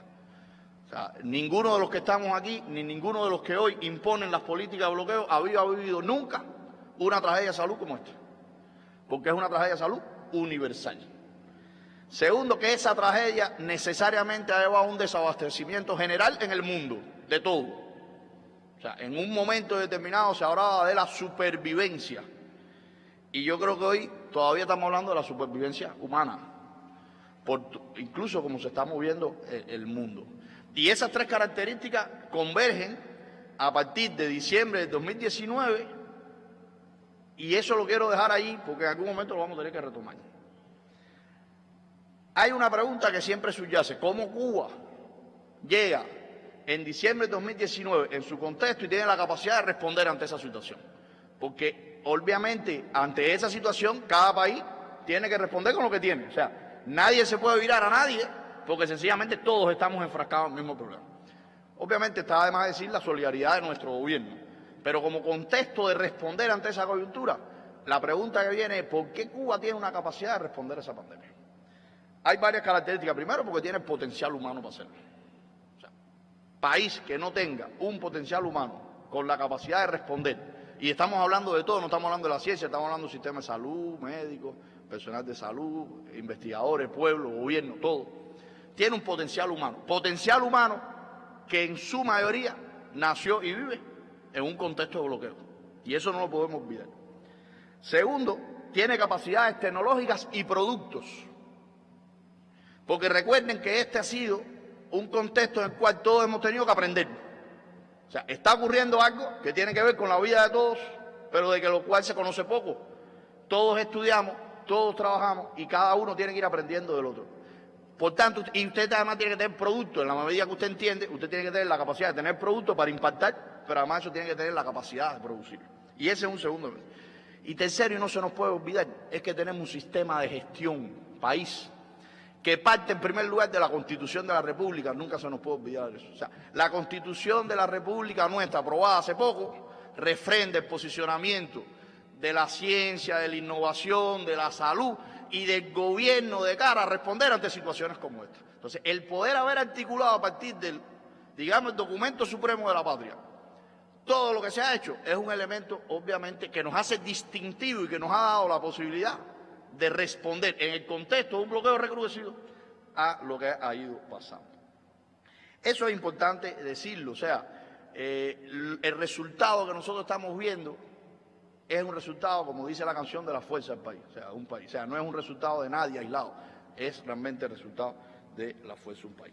Ahora, eso ha habido que hacerlo en un contexto bien complejo. Nosotros llevamos muchos años, yo quiero decir que la mayor cantidad de personas que han trabajado intensamente en esta situación, esta tragedia que hemos enfrentado, tiene 2 características fundamentales. Primero, hay un gran por ciento de jóvenes, un gran por ciento de jóvenes. Y segundo, hay un muy gran por ciento de mujeres. Y Esto yo lo digo no con el ánimo de anotarnos puntos. Esto yo lo digo porque esa capacidad que tenemos para enfrentar tenía mayoritariamente jóvenes y mujeres. Y estos dos sectores son de los más golpeados por el bloqueo. Porque esos jóvenes, y ese es un elemento que es difícil de cuantificar, cuánto impacta en lo subjetivo una condición que hace que una muchacha con 2 hijos tenga que salir todos los días a trabajar 16, 17 y 18 horas todos los días en condiciones difíciles, sin muchas veces tener una retaguardia óptima, también presionada por el contexto de bloqueo tan complejo el cual estamos teniendo. Ahora, nosotros también tenemos la conciencia que el bloqueo, a nuestro juicio, no es 3 personas o personajes decidiendo acerca de algo. Nosotros sí creemos que es una política, primero, inteligente. Nosotros percibimos que es una política inteligente, dañina pero inteligente. Es una política construida, pensada e intencionada para ahogar a un país. Fíjense, hay 3 elementos que nosotros vamos a ejemplificar muy rápido. Primero hay que entender que la industria que está detrás de los productos es una industria de alto estándar. O sea, no todo el mundo ni todos los países tienen materias primas que le puedan suministrar a usted lo que usted necesita para hacer una vacuna que es preventiva y que va a ser puesto a una persona sana. Recuérdense que esta es una medicina que va dirigida a un sujeto sano. Usted le pone una vacuna a alguien que está sano para que no enferme. Y eso usted lo tiene que hacer con un alto estándar. Y ese alto estándar hoy está muy centralizado en un grupo de transnacionales, de proveedores. Pues existe un eje en el bloqueo que enfermizamente busca impactar en los proveedores a Cuba. Y lo hace de 2 maneras, de muchas otras, pero de 2 especialmente. Primero, no te venden. Yo voy a leer el mensaje de un proveedor muy importante de la industria biotecnológica farmacéutica. Este mensaje dice, primero hay que entender, y esta es una cifra que es importante, 51% de todos los proveedores de Cuba son intermediarios de nuestra industria. Son intermediarios. Y son intermediarios porque no se le puede comprar a fábrica, y no se le puede comprar a fábrica por el bloqueo. Ya ese intermediario también tiene implícito tratar de burlar el bloqueo. Y obviamente ese intermediario vive de esa gestión que hace. Entonces, entendamos que el 51% de todos nuestros proveedores son intermediarios, no son fábricas. Y eso está matizado por ese elemento. Pero hay este correo o este mensaje que recibimos. Aquí hay un mensaje, aquí hay varios, pero le voy a leer uno. 4 de marzo del 2020, en medio de la pandemia. 4 de marzo de 2020. 4 de marzo de 2020 ya nosotros sabíamos en Cuba de que la solución de esto era una vacuna. Y ya sabíamos que teníamos que lograr importar todos los recursos que íbamos a necesitar en un contexto de desabastecimiento mundial para tener esa vacuna. Y nos dice, desafortunadamente tenemos que informarle que el endurecimiento del embargo por parte del gobierno de Estados Unidos obliga a nuestra empresa a una investigación más de cerca a todos los productos que distribuimos en Cuba para determinar si tienen una parte de tecnología estadounidense o de componentes fabricados en los Estados Unidos. Somos conscientes de que esta situación puede conducir a cuellos de botella de entrega para nuestros clientes en Cuba y pedimos disculpas por este inconveniente. Marzo del 2020, contexto de pandemia, suministrador crítico del sistema que impacta en la salud de todos los cubanos.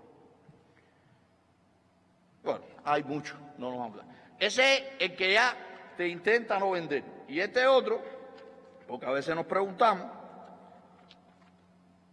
el proveedor X informa que la materia prima cefalexina han incrementado su valor en más de un 30% con respecto a años anteriores. Ese es el contexto en el cual nosotros nos enfrentamos. O sea, esas 2 modalidades, no te puedo proveer, pero además lo que te proveo por el elemento de riesgo, le subo el precio, impacta directamente. Y eso es a veces muy difícil de cuantificar, porque ¿cómo usted cuantifica? Ese es un elemento. Otro elemento aquí, pensado y esbozado anteriormente, está asociado a lo que pasa con los bancos. Lograr hacer un pago o una operación financiera hoy es un elemento sumamente complejo. Y aquí estamos hablando que usted tiene el dinero, fíjense, ya no estamos hablando que usted está buscando un proveedor para que le venda, ya usted tiene el proveedor ya le está vendiendo y usted tiene el dinero y usted va a ejercer el pago. Pues bueno, yo le puedo decir que ejemplos hay miles. Aquí tenemos uno o dos, tampoco nos vamos a demorar mucho. Pero bueno, esto es convencional, esto se recibe toda la semana. No acepto emitir el SWIFT bancario de una carta de crédito porque los productos pertenecen a una empresa americana. Este banco no es americano. Este banco no está en Estados Unidos. Este banco no está en un país del tercer mundo ni en un país bloqueado. Estos bancos que te dicen, no acepto que tú me pagues por este SWIFT bancario, no acepto trabajar contigo, es el día a día de nuestro trabajo. Y el tercer elemento muy recrudecido en los últimos tiempos son el acceso, como se explicaba aquí, a determinados financiamientos, que entre ellos tiene que ver realmente con todo lo que es el desarrollo de la industria. Entonces, estamos hablando, si uno concatena todos estos elementos, estamos hablando de una política que no va dirigida solo a que haya hambre, va dirigida realmente a hacer daño. Nosotros realmente le tenemos que decir que a nuestro juicio es una guerra lo que estamos teniendo. Va dirigido al impacto en la calidad de vida de cubanas y cubanos, porque impacta en padecimientos, en tratamientos, terminan impactando en la vida de nuestra gente. Es verdad que impacta en los ingresos, porque está pensada sobre la base de que uno no pueda, incluso después que hace una exportación, fíjense, nosotros hacemos exportaciones y no aparece un banco que puedan pagarnos. A veces tenemos la exportación hecha y no tenemos el dinero porque no encuentran dónde.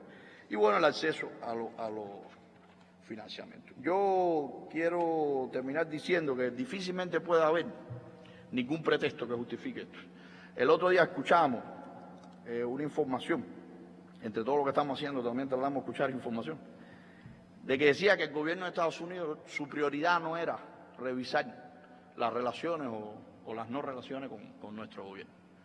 Yo creo que hay que emplazar al gobierno norteamericano y decirle que si a lo mejor no puede o no tiene tiempo de revisar toda la política con Cuba, esta, que tiene que ver con los cubanos que están ingresados, con los cubanos que estamos vacunando, hay que decir que nosotros no hemos vacunado más cubanos porque no hemos tenido los recursos para hacer más vacunas, para que todo el mundo esté claro. No es por falta de evidencia técnica, es porque no hemos tenido los recursos, porque esos recursos han sido bloqueados y ha costado mucho trabajo tenerlos en el tiempo adecuado para poder realmente producir las vacunas y vacunar a todos los cubanos. Y hay que emplazar al gobierno de Estados Unidos y decir, está bien, no lo revises todo, a menos mi percepción, pero revisa esa. Ocúpate. Tú puedes ser la diferencia entre fallecidos y no fallecidos.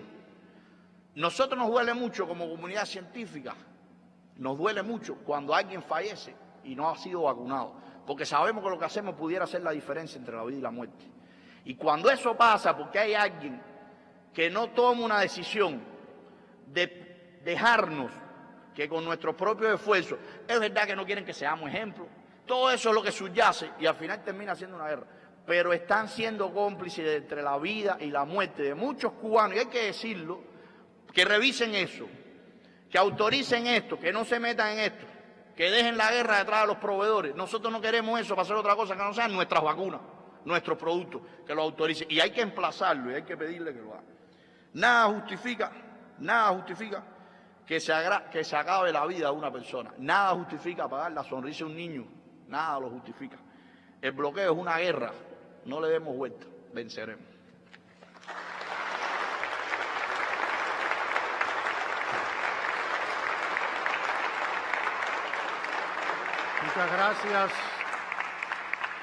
Muchas gracias al doctor Valdés Balbín por su valioso testimonio y por su obra. Y llegue por su medio a toda la comunidad científica cubana que materializan y dan continuidad a la obra de Fidel nuestro profundo agradecimiento. Seguidamente, invitamos a decirnos su mensaje de solidaridad al amigo doctor John Kirk, profesor de la Universidad de Dalhousie. Todo lo contrario al internacionalismo cubano es la actitud de los Estados Unidos frente a la revolución cubana. Durante 6 décadas, Washington ha mantenido una política feroz contra el proceso revolucionario cubano. Se trata de un costo muy alto, unos 130.000 millones de dólares que ha sufrido el pueblo cubano como resultado del bloqueo. $130.000 millones. ¿Pueden imaginar cómo sería la vida en Cuba si no hubiera esa política de agresividad, si no le hubieran robado esa cantidad de dinero al pueblo cubano al hacerlo sufrir tanto?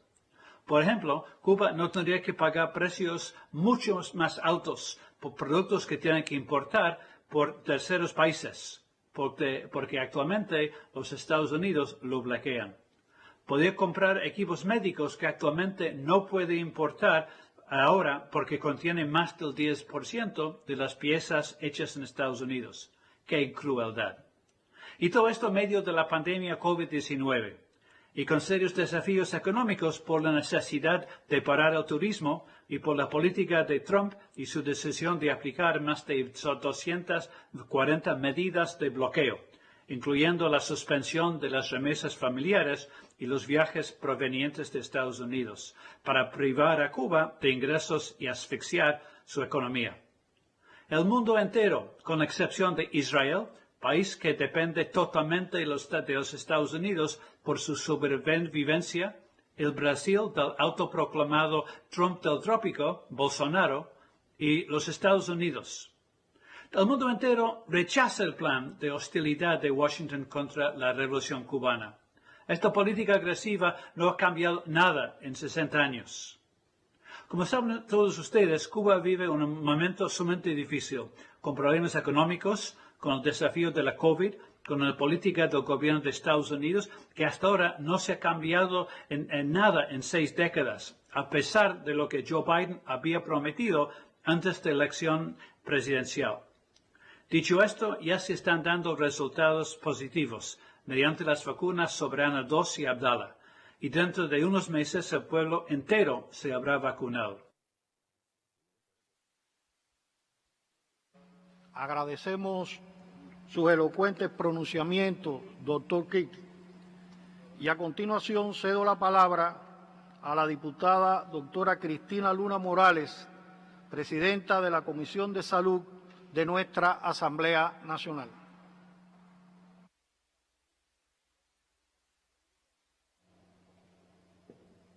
Permiso. Presidente Esteban Lazo, demás compañeros y compañeras invitados a esta audiencia, el sector de la salud ha sido invariablemente una prioridad del gobierno cubano en las diferentes etapas vividas en estos más de 60 años de revolución. Sin embargo, a pesar de los esfuerzos realizados y recursos desplegados para respaldar esa prioridad y garantizar el acceso, la gratuidad y la calidad de los servicios de atención, protección y recuperación a todos los ciudadanos, el impacto del bloqueo en el sector de la salud ha sido cuantioso y muy doloroso. Las sucesivas medidas aplicadas por el gobierno de los Estados Unidos como parte del bloqueo, arreciadas con odio contra el pueblo cubano desde el 2019 hasta marzo del 2020, ha causado pérdidas significativas en el sector de la salud, que ascienden a más de 198 millones de dólares. Este dato es importante, ilustra en número lo que ha significado para cada una de las personas cubanas. Por detrás de cada uno está el sufrimiento de una madre o un padre, de un niño o una niña, de un anciano, de un hombre o una mujer, es decir, de un cubano que con deseos de vivir y disfrutar de la vida, en ocasiones ha tenido que sufrir mucho y lamentar hasta la muerte, pues sencillamente un gobierno que es el de los Estados Unidos ha impedido y no ha permitido en muchísimas ocasiones adquirir medicamentos, reactivos, materias primas y materiales imprescindibles para la atención, como han expresado de alguna manera los compañeros que me han antecedido. Expresaré en nombre de la Comisión de Salud y Deporte de la Asamblea Nacional lo que ha representado solo en el último año el genocida e inhumano bloqueo de Estados Unidos contra Cuba. Son tan dolorosos como cotidianos los ejemplos que hemos conocido en nuestro incesante quehacer con el vínculo que tenemos permanentemente con el pueblo y los que nuestras propias familias han sufrido, o vecinos o conocidos, o sencillamente, mejor decir, lo que hemos sufrido los cubanos. Nadie con sentido común y sensibilidad humana puede permanecer ajeno a tanto dolor que nos ha ocasionado permanentemente. Por culpa de este bloqueo de Estados Unidos contra Cuba, el país no pudo comprar a tiempo o tuvo que acceder a ellos en mercados más lejanos materiales imprescindibles para el sector de la salud. Y entre algunos ejemplos que vamos a mencionar, pero tenemos muchísimos más, están, por ejemplo, las líneas pediátricas, que pudiéramos mencionar arteriales y venosas, los filtros hidrofóbicos, catéteres de hemodiálisis para niños pequeños, los dializadores pediátricos, las bolsas de diálisis utilizadas para recién nacidos y lactantes que presentan una insuficiencia renal aguda. En el campo de la cardiocirugía pediátrica se sufre diariamente las carencias de equipos y de medicamentos para pacientes con complejas patologías cardiovasculares, que en muchas ocasiones comprometen la vida de niños y también de adultos y ancianos. Las prótesis internas extensibles para los niños que presentan como patología el cáncer óseo, que impide poder cubrir el suplemento de la amputación de los miembros. Los suplementos nutricionales y los alimentos para el uso médico esenciales en el manejo dietético de algunos trastornos nutricionales, fundamentalmente en los niños. Los medicamentos para el tratamiento del cáncer de mama metastásico hormonosensible, que también hoy sufren las personas, mujeres que padecen de esta enfermedad, y también para el tratamiento del carcinoma renal metastásico y para el cáncer de pulmón en nuestro país. Se dificulta también el acceso a fármacos estándares, equipos, dispositivos médicos y otros para la atención integral al paciente oncológico. La imposibilidad de comprar ventiladores pulmonares, que se ha puesto hoy más que nunca en presencia de la pandemia en evidencia en nuestro país. Las bolsas de sangre, que provocan, por supuesto, un desabastecimiento, y todos sabemos lo que representa no tener sangre para una operación de urgencia.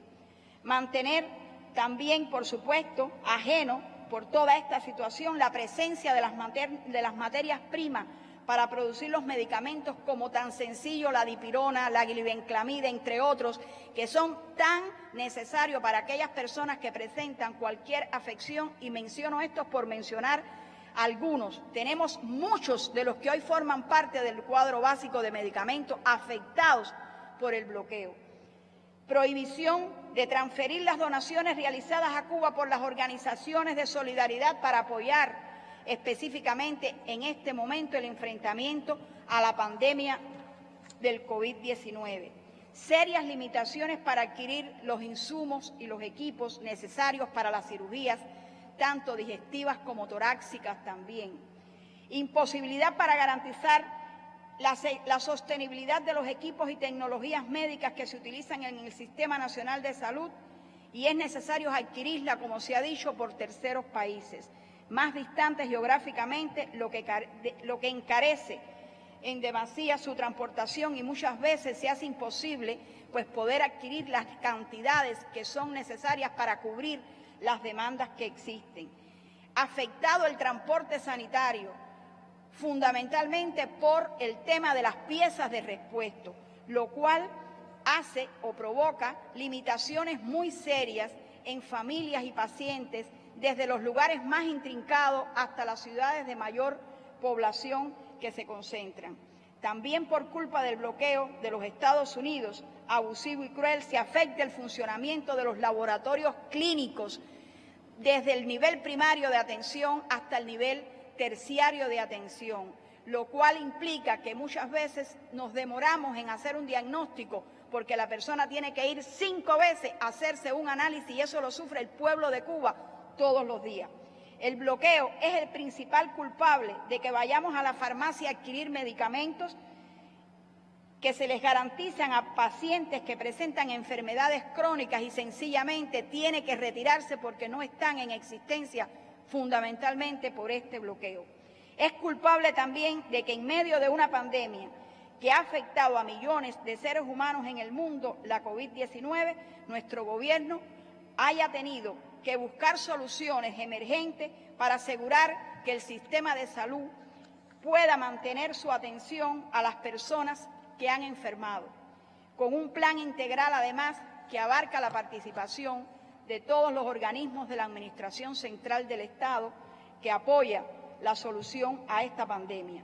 La Comisión de Salud y Deporte de la Asamblea Nacional, siendo consecuente con el deber supremo de representar los intereses del pueblo de Cuba, denuncia las graves afectaciones que nuestro pueblo sufre por el bloqueo, particularmente en el sector de la salud, al cual la revolución desde el programa del Moncada apostó como estratégico y derecho soberano del pueblo, lo que se refrenda en el artículo 72 de nuestra Constitución de la República de Cuba.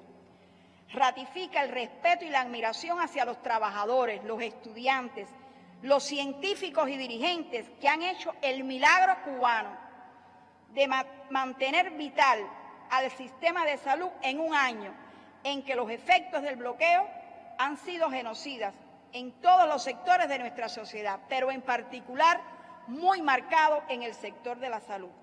Reitera igualmente el respeto y admiración por los trabajadores de la salud que prestan sus servicios en cualquier oscuro rincón del mundo, devolviendo la vida en miles de seres humanos, todo ello en momento en que el gobierno de Estados Unidos se ha lanzado en una cruzada para intentar desacreditar y obstaculizar la colaboración médica internacional. Considera además que en la actual coyuntura en la que la humanidad enfrenta una crisis económica y social acentuada por la pandemia, cuyas dimensiones nadie es capaz de vaticinar con certeza, se impone con más razón que nunca que la comunidad internacional exija el levantamiento del bloqueo, el cual constituye el sistema de medidas coercitivas unilaterales más complejo y prolongado que se haya impuesto contra país alguno. Muchas gracias.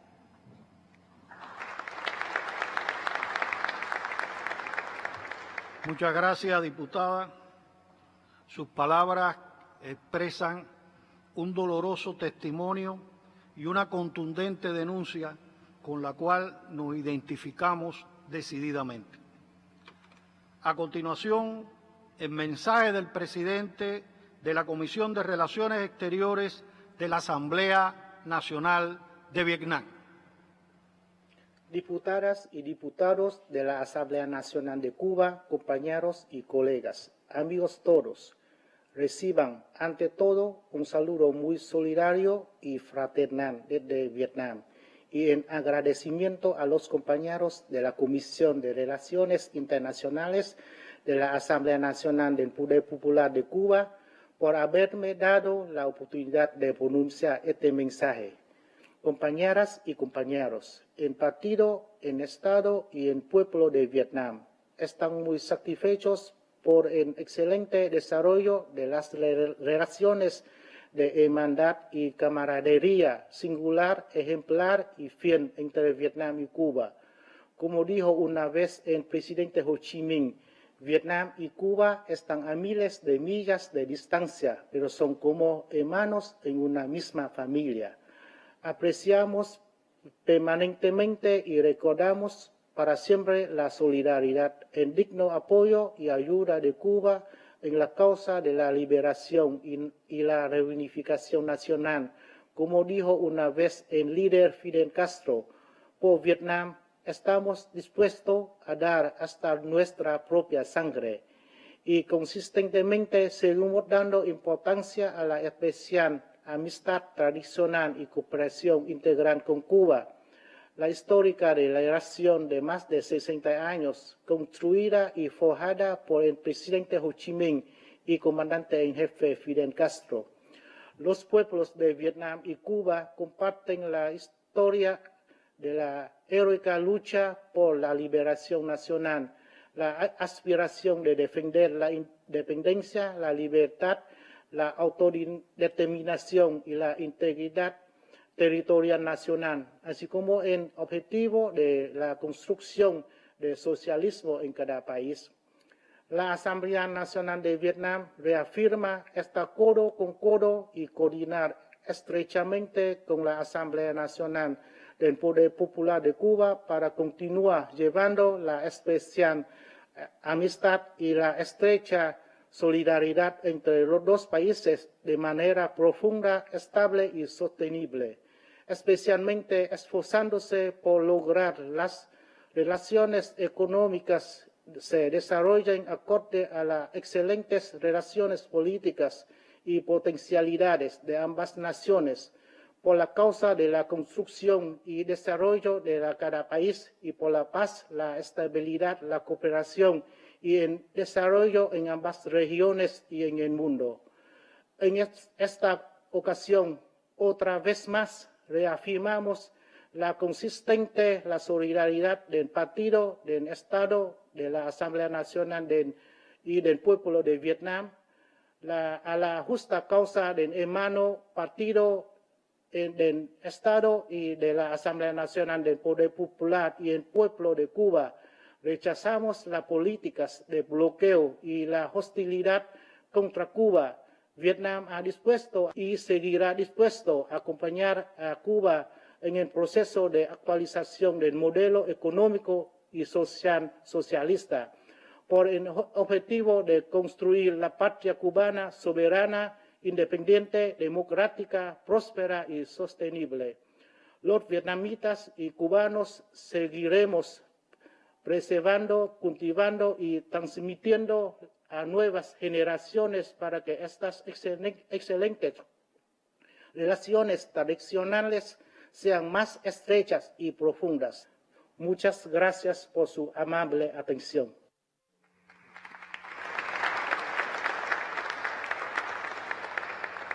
Muchas gracias, hermano Hai Ha, y enfatizamos que las relaciones que unen a Cuba y al heroico Vietnam, forjadas en la heroica lucha de nuestros pueblos, son entrañables. Finalmente, procederemos a dar lectura al llamamiento de la Comisión de Relaciones Internacionales a todos los parlamentos del mundo. Y en tal sentido, doy la palabra al secretario de esta comisión, el diputado Alberto Núñez Betancourt. Permiso. Saludo a la presidencia y a todas y todos.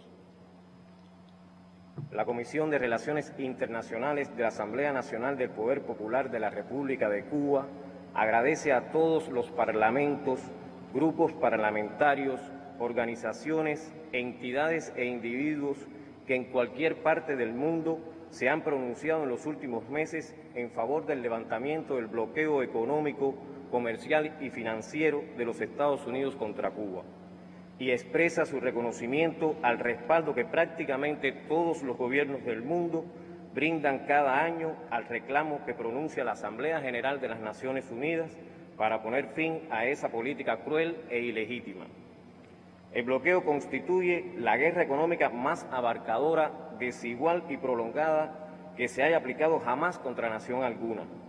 Es violatoria del derecho internacional y de los propósitos y principios recogidos en la Carta de las Naciones Unidas. Es una política moralmente insostenible, que califica como acto de genocidio. Se dirige contra el bienestar, la estabilidad social y la satisfacción de las necesidades más elementales de todos los cubanos. Impone obstáculos significativos a las potencialidades de desarrollo del país y priva a la nación de importantes recursos financieros y materiales necesarios para el manejo cotidiano de la economía, la prestación de los servicios esenciales y la vitalidad del país en su conjunto. Al condenar con firmeza el bloqueo económico, la Comisión de Relaciones Internacionales recuerda que el gobierno de los Estados Unidos reforzó la agresión a Cuba en el marco de la COVID-19, con la aplicación de medidas económicas coercitivas adicionales a las que se suman las acciones punitivas resultantes de la reinclusión de Cuba en la espuria y arbitraria lista del Departamento de Estado sobre los países que supuestamente patrocinan el terrorismo. Este accionar continúa imponiendo obstáculos extraordinarios en la tarea difícil de enfrentar la pandemia y salvar vidas, y es muestra de la crueldad despiadada de esa política contra el pueblo cubano. Los parlamentarios cubanos refuerzan igualmente su llamado a todos los legisladores del mundo para sumarse al reclamo a los Estados Unidos para que derogue la infame ley Helms-Burton, concebida para perpetuar la agresividad del gobierno estadounidense contra Cuba, para diseñar un mecanismo de tutelaje colonial sobre la nación cubana y para castigar, amenazar y amedrentar a los individuos, organizaciones y gobiernos de terceros países que de manera soberana ejercen su derecho de relacionarse y desarrollar libremente vínculos económicos y comerciales con Cuba. Reiteramos nuestro llamado al Congreso de los Estados Unidos a escuchar el sentir mayoritario de los amplios sectores de la sociedad de Estados Unidos que abogan por el fin del bloqueo y dar los pasos necesarios para poner fin a esta política anquilosada contra Cuba. Invitamos al legislativo estadounidense a establecer canales de diálogo con Cuba que contribuyan al desarrollo de intercambios y colaboración en áreas de interés mutuo bilateral. La Comisión de Relaciones Internacionales reitera a la vez, con absoluta certeza, la voluntad indoblegable del pueblo cubano de resistir y vencer. ¡Abajo el bloqueo! ¡Viva Cuba! ¡Cuba viva!